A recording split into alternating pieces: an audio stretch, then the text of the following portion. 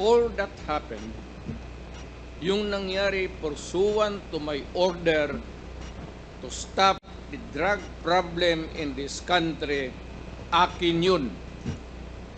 Akin na akin yun. Ako ang nagbigay ng order kasi ginawa nila illegal or legal, akin yun. Thank you, Mr. Chair. I take full responsibility for it. Thank you, Mr. Chair. Yun po yung tanong ko. Yung families of innocent extrajudicial killings, kayo din. File the case in court. Mr. Walang Chair. problema. Nandiyan ang korte. Yes, Mr. Chair. Second question ko. Responsable kayo kasi polisiya nyo yon. Kumbaga, tatak Duterte. Dahil polisiya nyo rin yan, tama ba? Sa Davao. Nung nasa Davao pa kayo. Tama ba na tawagin po itong Davao model or Davao style?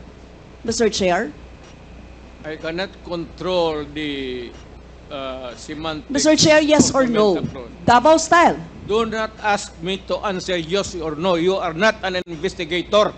Mr. Chair, tayo po ay nasa investigasyon kasalukuyan, Yes, Mr. but you Chair. are not an investigator. Why are you asking me to answer Mr. yes Chair, or no? tinatanong ko lang naman.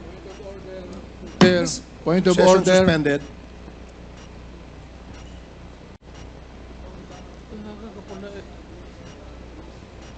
Point of order, Mr. Chair.